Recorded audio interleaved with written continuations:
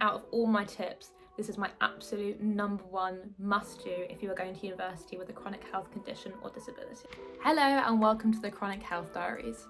In today's video, I'm going to talk you through my top 10 tips that helped me go from only having 2 A-levels to graduating with an honours degree in music, becoming student president at that university, and then going on to study a Master of Science at the Management School at the University of Bath.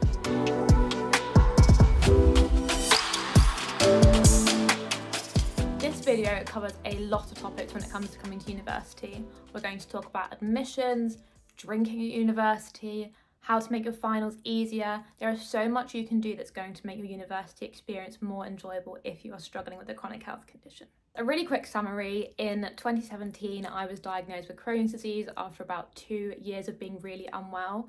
Since then, I've also had a diagnosis of PCOS and definitely had my battles with anxiety. So this video today is for anyone going to uni, specifically with a chronic health condition. This isn't just for people that are thinking of applying, it's for those already attending university, it's for parents, friends, family, anyone. I hope this video is useful. So as I mentioned in my introduction, I'm really lucky and I've got 2 degrees, so I've spent a combined time of 6 years at university. And I'll admit, I have not always managed those years very well. When I went to university, I'd only been diagnosed with Crohn's a year, so I was still really working out my body, my medication. I was changing medication all the time. I was still in and out of hospital, but I also was really keen to have a good university experience. At that time, I saw that as drinking far too much most nights of the week and eating rubbish food, and it took its toll incredibly quickly. And I very soon learned that I needed to make an adjustment if I was going to actually enjoy university. Now, I know this might not always feel like the most comfortable thing to do, but I strongly urge you when you're applying to university to declare your chronic health condition, whether that be anxiety, Crohn's disease, epilepsy, diabetes, anything. Tell them about it. There are a few reasons for this, but the biggest one is that if that illness at any point in your education pre-applying, so that could be your GCSEs, your A-levels, if your illness has had an impact, you need to let them know, because it means they'll take that into account when they are looking at your university application. So I've only got 2 A-levels. I was so poorly during 6th form. I think I only probably attended about 20% of the time. I went from doing 3 A-levels to 2 A-levels. If you're not watching this in the UK, basically you need 3 A-levels to go to university. And they say that no university will take you without these A-levels. But actually, because I had so much medical evidence that there was a very strong reason I hadn't been able to do my A-levels, that really helped. I was also in a position where when I was doing my GCSEs, I was starting to know that something wasn't right. I wasn't feeling well a lot of the time, but I wasn't that poorly yet. It meant that I did really well in my A-levels. So there I had evidence that I'd done well in A-levels, gotten ill, did really badly in my A-levels and only got 2, but actually showed that I was still a good candidate. I had an interview, I wrote a long letter. I basically showed them that it wasn't that I didn't have the academic ability to go to university, but actually there were a load of circumstances surrounding this which meant I hadn't had a fair chance of getting the grades they needed. Now I can't lie, it has now been, oh my god, how long's it been? How old am I? It's now been 7 years since I went to university, and about 1.5 years finished my masters, so I can't fully remember what the process is, but I'm going to look now and make sure that you can access the help you need. Okay, so I've gone to the UCAS website, which is the main application website for university in the UK, and if undergraduate you go to individual needs, you find this page that basically talks all about individual needs. At the top of the page, it's basically just saying what support is there once you get into uni if you have a disability. But if you scroll right to the bottom, you'll see what I'm on about, and that's contextual admissions.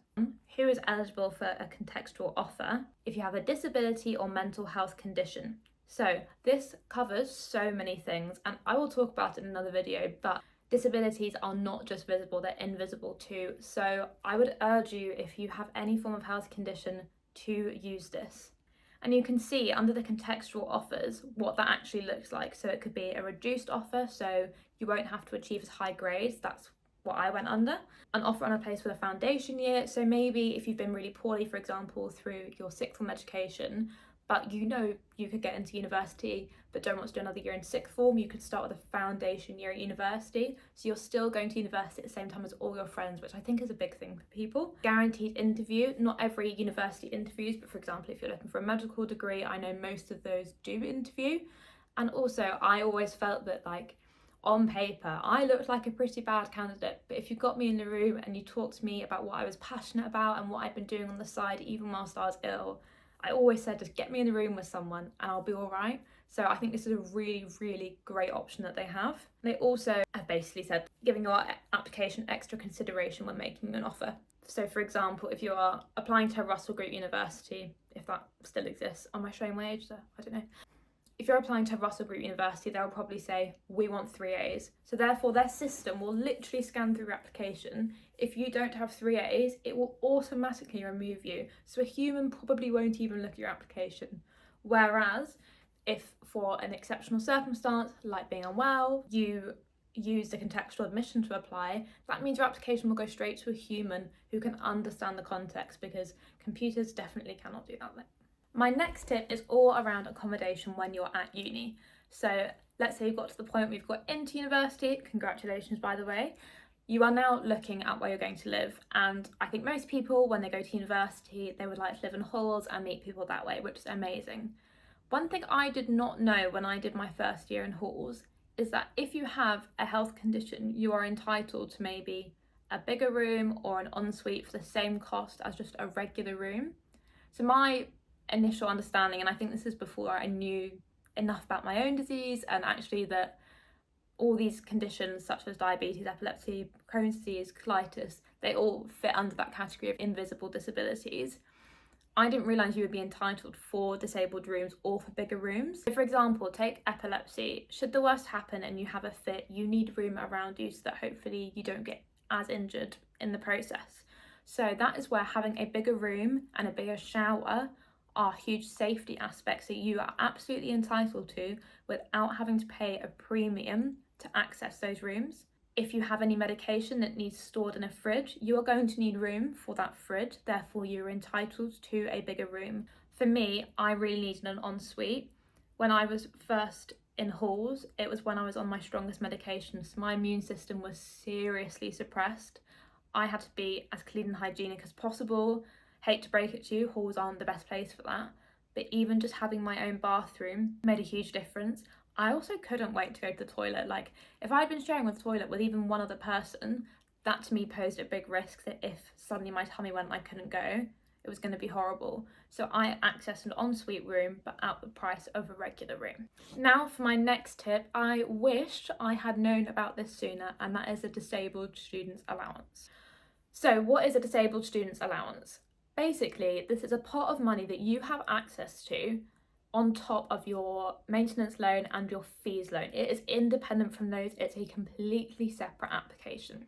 I annoyingly didn't actually know about this fund until my 4th year of university, and oh my goodness, it would have helped me so much in my earlier years, so I really want to make sure that you know about it. So I'm going to sound like I'm repeating myself, but remember that a disability is invisible as well as visible, so I would urge you to check if you are eligible for this. Like I say, you can use this for anything that they deem beneficial. For example, it could be if you don't have a computer and you need one. If you need additional travel requirements, they will help fund this. If you need an interpreter, they will help fund this. I'm pretty sure I'll check, but the website says like up to £25,000 a year in additional funding towards whatever you need for help. In my 4th year of university, so I did my undergraduate in London, and I had a few horrible moments across my whole time at university where, like a lot of chronic illnesses, you go into university, you're feeling great, and all of a sudden someone flicks the devil's switch and you feel awful and you're like, I need to get home right now. I couldn't afford to live anywhere near the actual university. My university was in South Kensington. So if I wanted to get home, it was normally about 45 minutes to an hour on 2 buses or a tube and a walk. So when I was ill, I could not do that. So I would pay for taxis, and I don't want to know how much money I spent on Uber in my first 3 years at university. But anyways, this is something that in my 4th year came in so handy. So I got given a lump sum of money that could be put towards taxis. I think this was about £500 for the year, which I know may not seem like as much as the £22,000 you can apply for overall, but that made the world of difference. I didn't take the piss with it. I didn't use it like to get home from a night out, but that money literally got put in my bank account to use for the taxis. So whenever I was feeling ill, I could just book an Uber to take me home, and I didn't have to worry about the financial impact of that. I think out of all my tips, this is my absolute number one must do if you are going to university with a chronic health condition or disability. Okay, so this tip leads on quite nicely from the last one about disabled students allowance. And my next tip is all around utilising text to speech. So if you don't know what text to speech is, it's basically part of Word that's already built in. You don't need any additional software. And it means if you are feeling really fatigued, if chronic tiredness is something that really affects you with your illness, it means that if you've got a deadline that for whatever reason you can't get moved, you can literally just lie in bed and talk to your laptop and speak your essay. To be honest, even when I was going through periods of not feeling poorly, I would use this all the time because I speak a lot of waffle and it takes me a long time to type. So actually, I found it really helpful that if I was just cooking dinner or something, I could speak what I was thinking about when it came to an essay and then just go back in and edit the words. So I 100% would recommend utilising text to speak. It's just this little word button and it's so easy to use. Do not sleep on that one. Okay, so my next two tips are going to be around food and drink. But let's start with drink because let's be honest, we know that's a big part of university for a lot of people. My next tip is if you're going to drink, try and keep it moderate. And if you have a stomach condition, aim for clear spirits.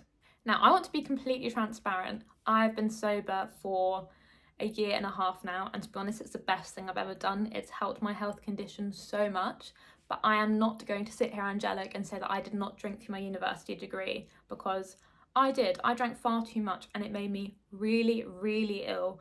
I'd say it was only in the last years of university and actually at my master's that I learned what moderation was. I think drinking culture right now is probably a lot different to what it was 7 years ago when I was in my freshers week. I don't remember meeting a single person in my freshers week that didn't drink, but when I did my master's, so many people didn't drink and it was totally fine, it was totally normal. And I can say this now, having not drunk for a year and a half, that honestly, I don't miss it and I still go out regularly and I have a really, really good time. But I do understand at university, it's part of the culture, and I'm not saying you should drink for that, but if you want to drink, especially if you have a stomach condition, there are ways to do that that are not as detrimental to your health. This seems really counterproductive, but I remember when I was 18 and I was seeing my IBD nurse, she said to me, look, I know you're going to be out drinking, so if you are, drink clear spirits. And I was so baffled by this, but basically there is a big difference in how your stomach, well, most people's stomachs react to clear spirits in comparison to like wine and beer. I mean, if you just think, if you've had a beer, you can feel it in your stomach. It makes you feel really full and bloated. There's loads of wheat in it, which is a bit inflammatory for anyone, to be honest. So if you really do want to drink, clear spirits will probably be less disruptive to your stomach. I know some medic is going to come at me for this tip, but I'm just being honest with what my nurse told me, and to be honest, it did actually really help. But look, I do want to come back to the really important point that if you don't want to drink, do not do it. You can still have an amazing university experience and meet so many other like-minded people and still go out and still have fun. I think universities are way better now than they used to be, but making sure there's a range of events so you can go to something that just is actually what you want to do and not get sucked into what is frankly quite a toxic drinking culture. Also, if you are going to drink, just have some water. I always went with the rule that in between every drink, I'd have to have a glass of water, and that really helped. It helped me not feel as rubbish the next day. You've got to remember that alcohol stays in your system a really long time, and whilst you think you're probably having a really deep sleep after drinking, it's really fragmented. It's not the deep sleep you'll get if you haven't drunk. So it really will impact your body for days and days to come. It's also really harmful on your gut microbiome. So look, just try and keep it in moderation, but have a good time and yeah, keep it in moderation. So as I said, food and drink come as a pair. So my next tip is a pretty basic one, but it's about meal prepping. If you have ever been in university halls, you will know those kitchens are disgusting. They are horrible. They give me the ick. So when I was at university, my biggest thing that I stuck by was to meal prep. Even if you don't have a stomach condition, food is such a healer. It's such a big part of anyone's well-being. I'm sure you've heard that your gut is your second brain, so there is such a link between mental health and the food you're eating and the health of your stomach. So I'd say where you can at university, really prioritise this, and an easy way to prioritise this is by doing batch cooking. It means you just have to deal with that horrible kitchen maybe once a week, and you just have a few hours where you clean your space, you make big meals, and then you put them in the fridge or the freezer, and then you don't have to cook again. You don't need to deal with all the grim kitchen. You just take something out and put it in the microwave, and you know that food is full of all the good stuff that makes you feel better. You can accommodate any dietary requirements. It's such an easy hack that will save you so much time. It will make you feel better, and it will also save you money. Also, what I live by now is 80-20. I try and eat really well and what is my version of healthy 80% of the time, so that 20% of the time I don't really have to think about it. I just enjoy whatever I want. And I'd say this really applies at university. If you had said to me at university, you can never have a kebab, I probably would have cried. I'm not even joking. Or cheesy chips. I loved that stuff. And in my first year, I didn't prioritise my health and my food. I just felt rubbish all the time. But actually, by the end of my degree and into my master's, because I was eating 80% of the time, my body could bounce back when I wanted to have cheesy chips after a night out or a kebab or whatever. So look, I'm not saying you have to go to university and just be some health queen. Absolutely not. You can go and have balance. If you are eating well most of the time, it means you can go out and enjoy those other foods and not have to think and actually not have such a big impact from that. My next tip is get in contact with your director of studies and tell them about your health condition. Make contact with your disabled student service at your university. The reason I say do this, and I say do this at the very beginning of your university experience, even before you've got to university, means that when you are in that period where you're feeling really poorly and you're having a tough time, you don't have to think about having all those conversations with different people, explaining your health condition, finding the evidence, because you've already done it. Before I started my master's, before I'd even got there, I set up a Zoom call with the disabled students officer and my director of studies. And basically, I just explained to them what Crohn's disease was, how it affected me, and also the anxiety that it had brought. It then meant I just had a conversation with two people, and I said to them, I absolutely am comfortable with you telling my lecturers this. It meant that instead of having to have a conversation with every single one of my lecturers just in case I was poorly, I'd had it with two people and then it was sorted. I never needed to deal with it. In that moment as well, I said, what evidence do you need if I need to have an extension or I need a bit of extra help? What evidence do you need for me to prove that I have this disease? Because obviously in an ideal world, we wouldn't even have to prove it because people would take our word for it, but that is not the case and that is okay. So they said, we basically need doctor's letters, we need proof of diagnosis, we need history of the disease, that kind of thing. And I was like, yeah, totally fine. I already had most of those letters anyways. So I just gave them all those letters, and it meant that should the worst happen and I got really poorly or was just having a really bad day of it, I didn't have to explain it to them. I didn't have to go through a long process when I needed an extension on my deadlines, and I'm so glad I did it. For the first few months of my master's, I was totally fine. I was hitting all my deadlines, and then out of absolute nowhere, I had a really, really bad Crohn's flare-up. I was in and out of the doctors all the time, absolutely exhausted from the whole experience, and I needed an extension on a really big deadline. So no questions asked, I got a 2-week extension, which absolutely saved me. I ended up still doing really well in the module. And in that moment, I remember feeling so glad that I had told my situation before then, and I didn't have to scramble around for doctor's letters when I already felt pretty rough. So my next tip is actually around where you sit in your lecture halls and getting there. So this tip might not be necessary for everyone, but with Crohn's disease, well, one of the big things is you can need to go to the toilet with absolutely no notice.